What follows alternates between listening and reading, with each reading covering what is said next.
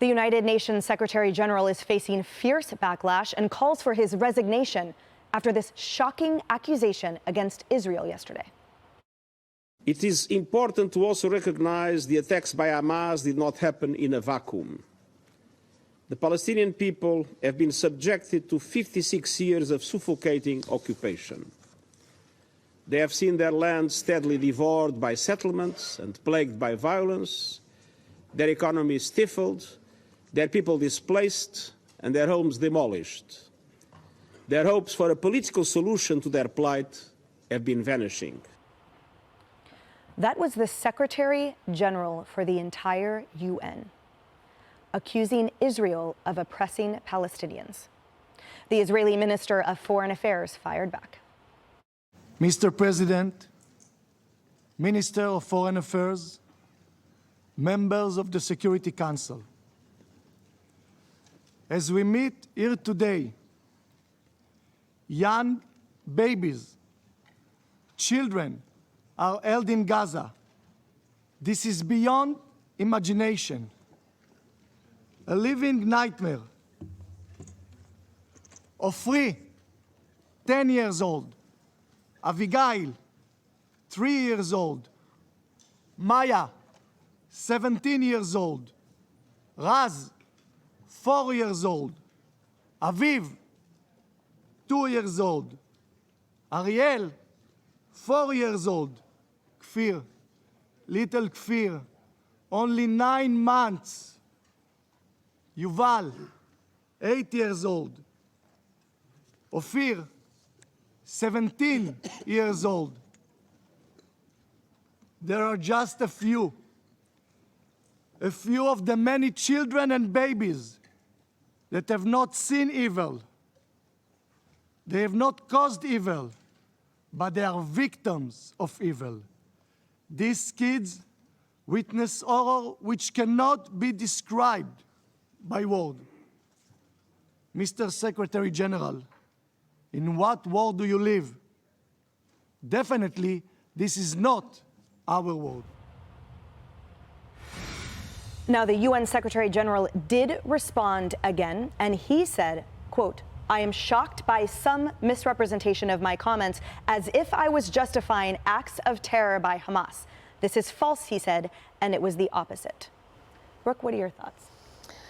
Listen, people like this UN official and also Queen Rania of Jordan are acting as Islamo-Nazi mouthpieces. They are justifying the genocide of the Jewish people. And we have been here before and we have seen this. And I can't tell you what it feels like to be a Jewish person, a granddaughter of Holocaust survivors. I never thought I would see this in my lifetime.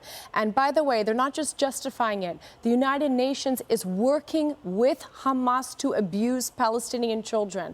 The United Nations Relief Works Agency, or UNRWA, operates schools. They have invited Hamas's youth wing, Al-Qutla al-Islamiyah, to recruit innocent Muslim children from the schools to operate as human shields, to operate as child soldiers, to operate as suicide homicide bombers. They're allowing their schools to be used as weapons depot. The United Nations is aiding and abetting and working with Hamas. They are the problem, and he absolutely has to go.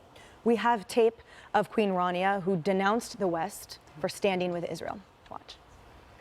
In the last couple of weeks, we have seen, a glaring double standard in the world. When October 7th happened, the world immediately and unequivocally stood by Israel and its right to defend itself and condemned the attacks that happened.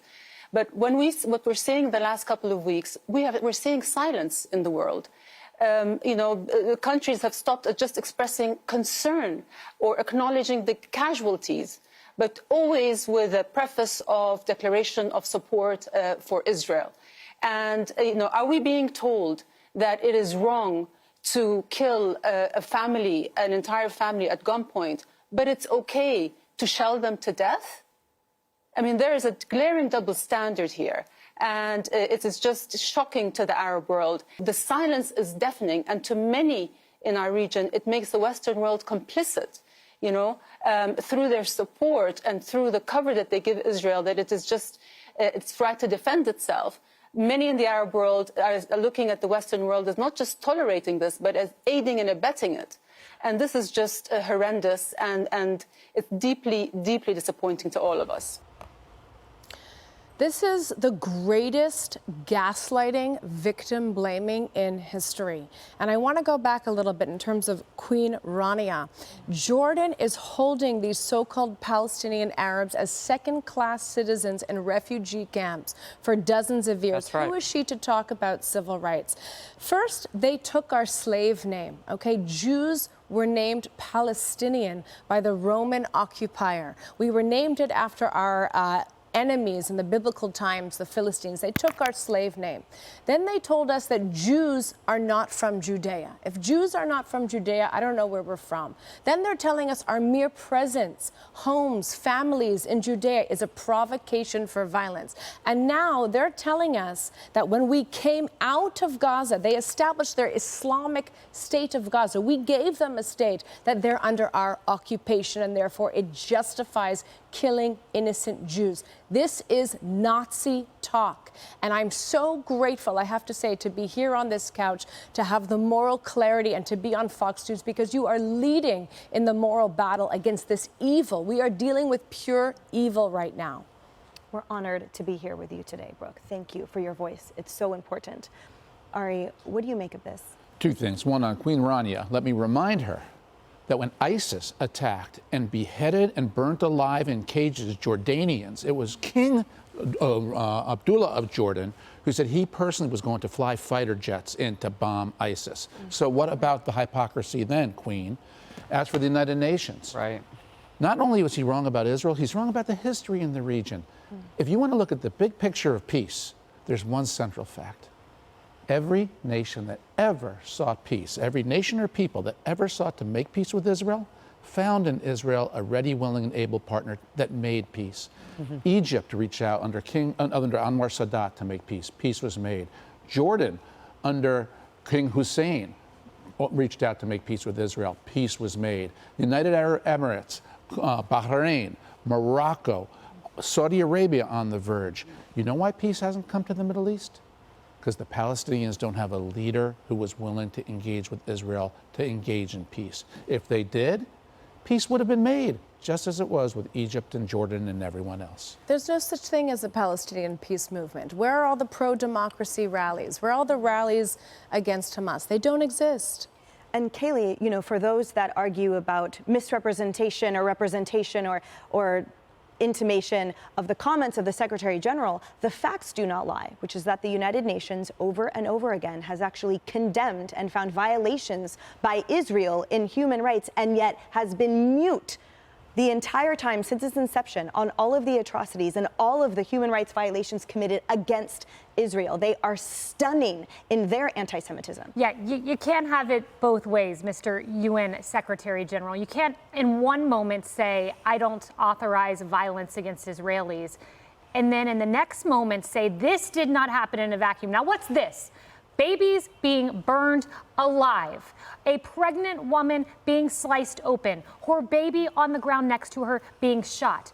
Do not tell me this did not happen in a vacuum. This is terrorism for which there is no justifying. We put up the faces often. There you see Kafir, the baby who was named Ariel, Raz, Aviv. These are the names that the Israeli ambassador was referencing in response to the UN Secretary General. And you ask yourself, just quickly here, how did the Holocaust happen? It's confounding to many how this could have happened to the Jewish people. Well, it happens when you have international bodies like the UN making excuses, when you have nations, leaders making excuses. That is when a Holocaust happens, and it can happen again if we don't exhibit moral certainty and clarity, as we've heard from Brooke. So I'm sitting between two White House press secretaries, and I will say this loud and boldly. Replace Karine Jean-Pierre. She's not representing this nation right.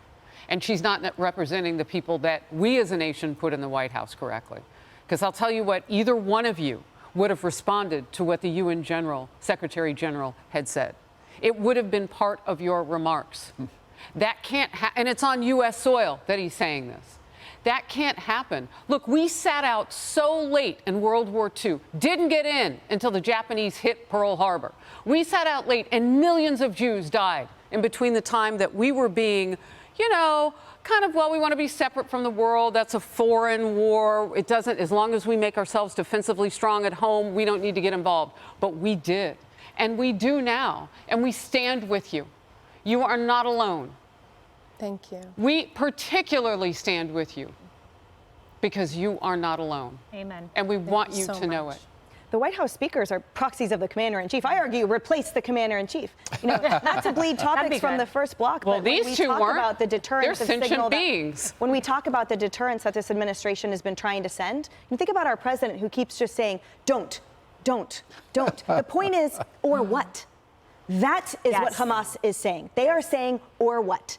And it is further emboldened by the United Nations Secretary General and every other campus and every other community that is rising up against Israel right now. That takes nothing that we say for any truth.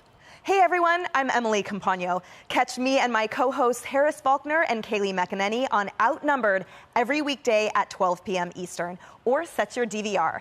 Also, don't forget to subscribe to the Fox News YouTube page for daily highlights.